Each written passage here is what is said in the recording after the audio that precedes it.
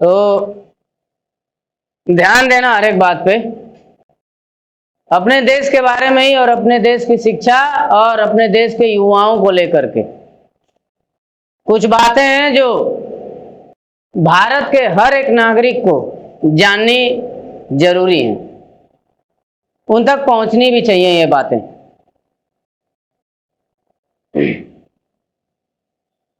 बात ये है कि हमारा जो देश है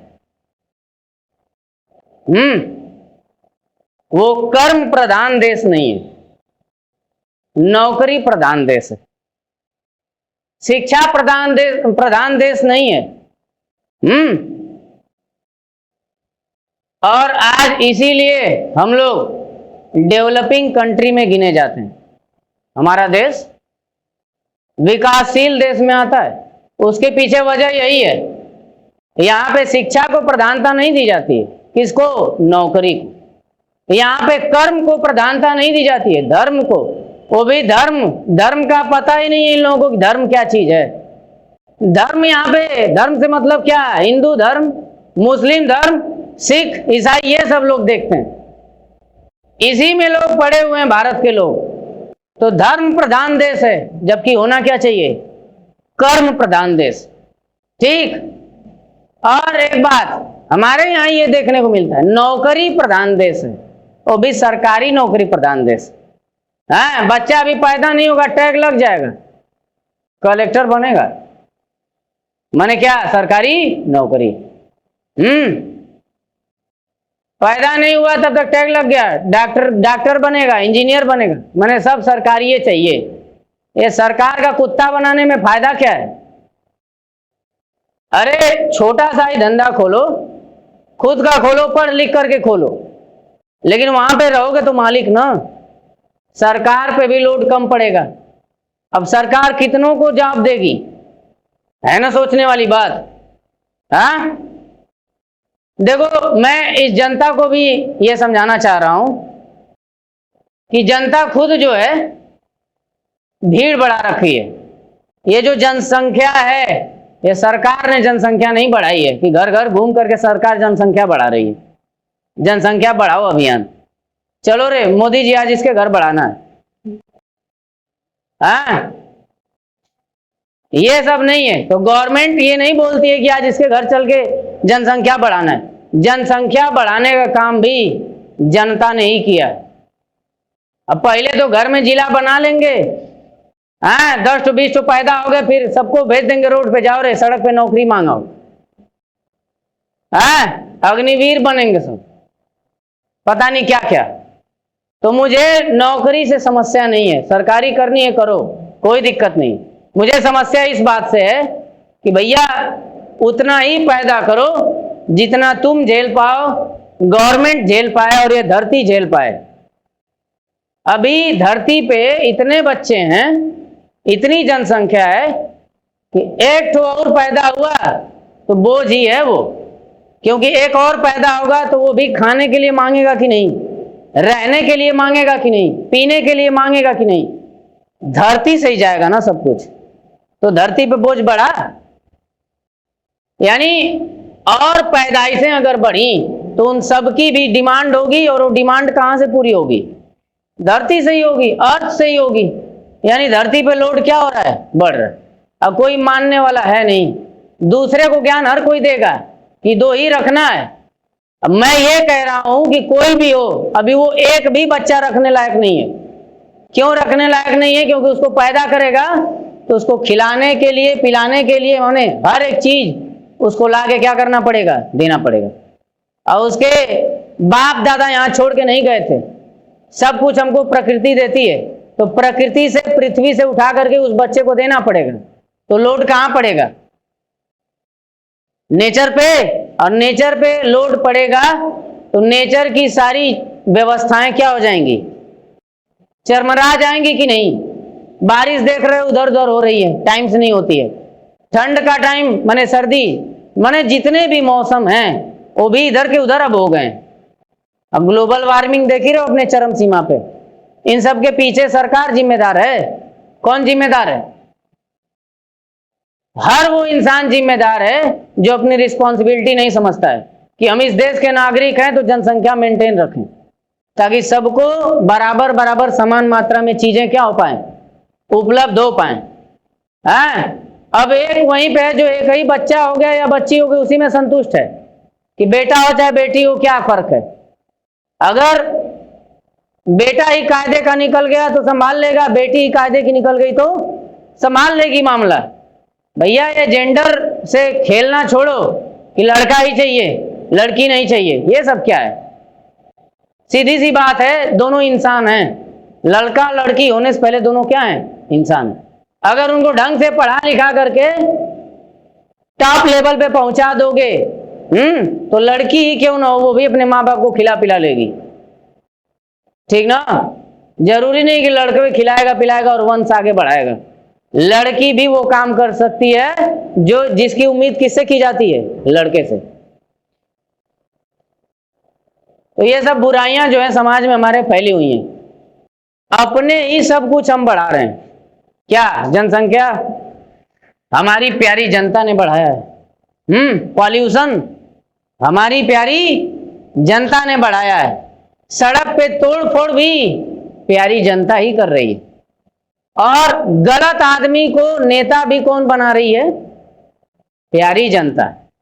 यानी सारे गलत काम करने का ठेका किसने ले रखा है, प्यारी जनता ने। और सुधारेगी किसको, गवर्नमेंट को। दोष किसको देगी, गवर्नमेंट को। गाली किसको देगी, गवर्नमेंट को। मैं सबसे ये पूछ रहा हूं कि पहले सरकार को सुधारने की जरूरत है कि खुद को। खुद को बदलने से समाज बदलेगा कि सरकार बदलने से। हाँ,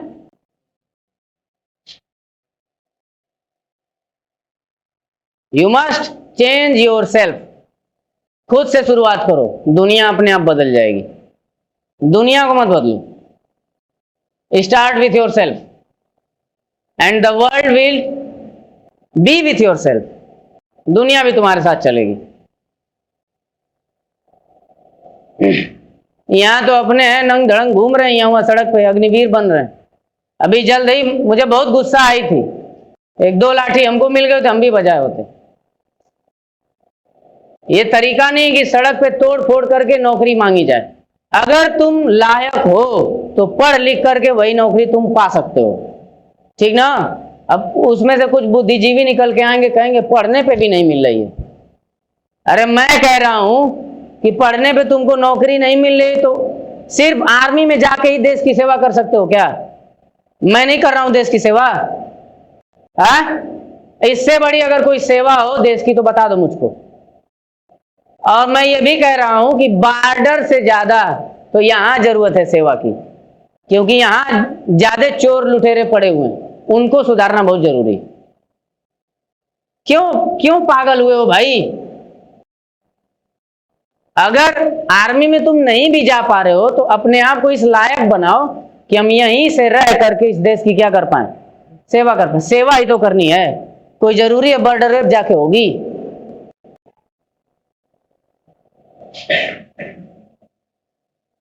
भाई जो लोग बॉर्डर पे हैं सलाम है उन लोगों को, वो वहां पे झेल रहे हैं।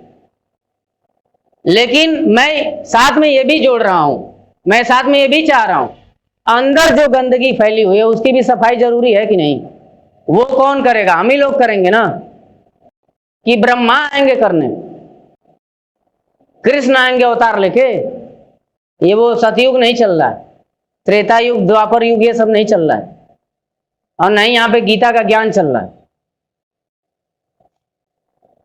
गीता की बात आ गई तो ये भी है, लोग फालतू की वीडियोस देख लेंगे लेकिन गीता जैसी अच्छी चीजों का ज्ञान नहीं लेंगे वो लोग। और गीता के बारे में एक ही लाइन में कहूंगा, दुनिया देख करके गीता नहीं सीख पाओगे, लेकिन गीता अगर जान गए तो पूरी दुनिया का ज्ञान हो जाएगा। ठीक उस आदमी के पास, उस इंसान के पास पूरी दुनिया का ज्ञान होगा जिसके पास गीता है, और उसके अंदर इतनी क्षमता होगी कि उसको किसी के सलाह की जरूरत नहीं पड़ेगी। वो खुद तो काबिल बनेगा ही और जो उसके सानिध्य में आएगा, उसके कांटेक्ट में आएगा, संपर्क में आएगा, उसका भी भला हो जाएगा।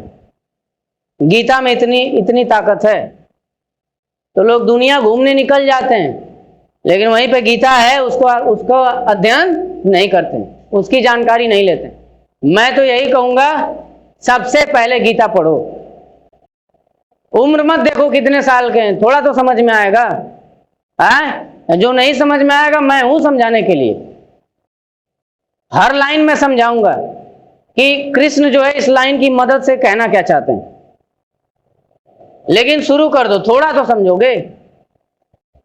अब एक बार फिर से वही बात मैं कहूंगा कि दुनिया का कोई भी काम करके, चाहे दुनिया में जीत करके, तुम गीता नहीं जीत पाओगे। लेकिन अगर एक बार गीता का ज्ञान आ गया ना, तो दुनिया जीत लोगे।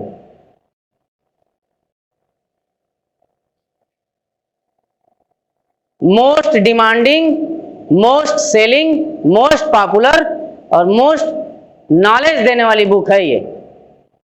तुम्हें अंदाजा नहीं है कि कृष्ण हमको दे के क्या गए। अंदाजा होता तो पढ़ते, सब लोग पढ़ते, बड़े बुजुर्ग सब पढ़ते। लेकिन बस अंदाजा नहीं है कि कृष्ण ने हमको कौन सी चीज दी है। मैं बता दे रहा हूं, उससे दुनिया है, लेकिन दुनिया से वो नहीं। गीता से दुनिया है, लेकिन दुनिया से गीता। गीता किससे है? कृष्ण से। और दुनिया किससे है? गीता से।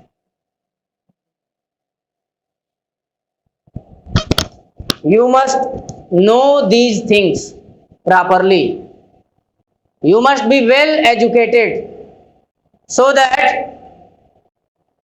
you may develop your country, develop yourself, develop your surroundings, and from you taking inspiration, other countries will be also developed. मतलब यही कि तुम खुद सुधरोगे, खुद ज्ञान लोगे, अच्छा बढ़िया ऊंचा ज्ञान, तो तुमसे तुम्हारे लोग सुधरेंगे, तुम्हारा जिला सुधरेगा, है ना, और तुम्हारे साथ साथ पूरी कंट्री का कल्याण हो जाएगा। और तुम्हारी कंट्री को देख करके अदर कंट्रीज भी प्रतिस्पर्धा में आ जाएंगी, कंपटीशन करेंगी कि जब भारत ऐसा हो गया तो मैं क्यों नहीं हो सकता। तो उसी कंपटीशन की मदद से उनका भी भला हो जाएगा ना। तो खुद को ऐसा बनाओ कि लोग तुमसे इंस्पिरेशन ले भाई। देखो कहानियां, स्वामी विवेकानंद जैसे लोग हुए, मीर अब्दुल हमीद जैसे लोग हुए, एनी बेसेंट जैसे लोग हुए, है ना, बहुत से लोग हैं, कितने लोगों के नाम में गिनाऊं। तो उनकी कहानियां पढ़े हो, अगर डेली एक एक कहानी भी पढ़ोगे ना तो जिंदगी बीत जाएगी। इतने लोग थे वो लोग, और हर कहानी कुछ न कुछ सिखाती है।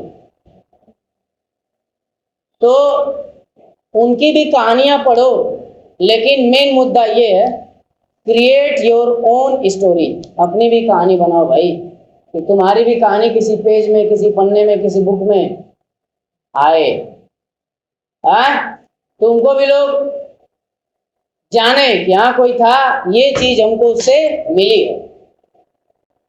देखो दुनिया ये याद नहीं रखेगी कि कौन था, दुनिया ये याद रखेगी कि वो दे के क्या गया।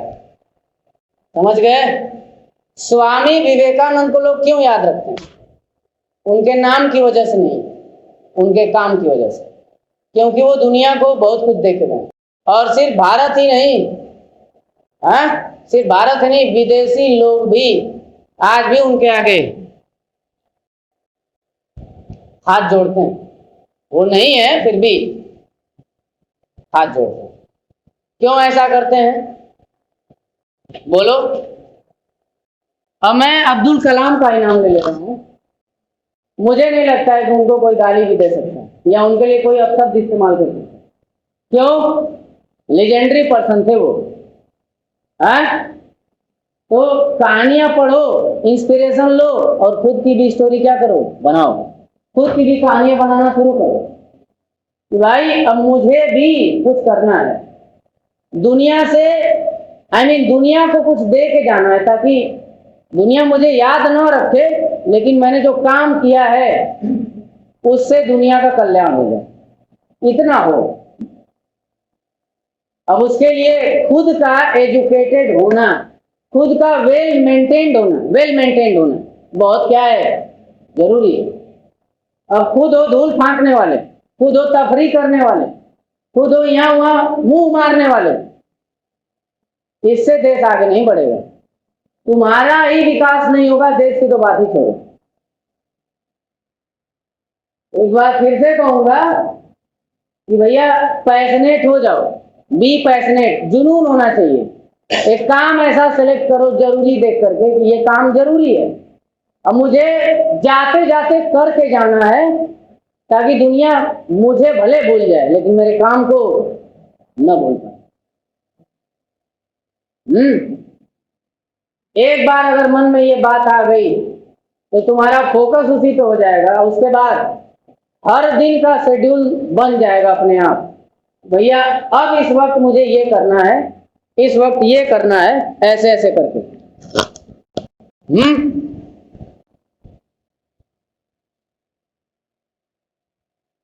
I hope everyone will understand what I have said and go through all of these things so that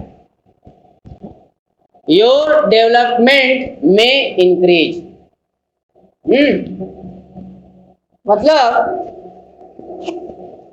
कुछ ऐसा करना है कि अभी से नाम होना स्टार्ट हो जाए, कुछ ऐसा काम करके दिखाना, और उसके लिए टाइम मैनेजमेंट, खुद का मैनेजमेंट और अपने माहौल का मैनेजमेंट करना बहुत क्या है, जरूरी है।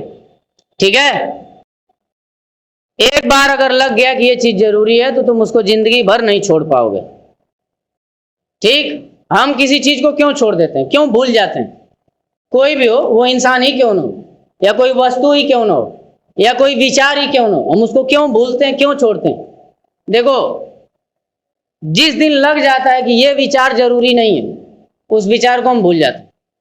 जब लग जाता है कि ये चीज जरूरी नहीं है, उस चीज को भूल जाते हैं। जब लग जाता है कि ये इंसान जरूरी नहीं है, उस इंसान को हम भूल जाते हैं। और इंसान की बात छोड़ो, जब लगता है भगवान भी जरूरी नहीं है ना, हम उसको भी भूल जाते हैं। ठीक, तो मेन चीज ये है कि क्या हमको जरूरी लगता है और क्या हमको जरूरी नहीं लगता। एक बार जरूरी लग गया कि ये करना है तो भैया उसके लिए जान दोगे, ठीक है, जान छिड़कोगे, उसके पीछे लग जाओगे एकदम, भैया करना है। और लगा कि जरूरी नहीं है तो वही धूल फांकोगे, तफरी करोगे। ठीक है, बी पैशनेट, बस।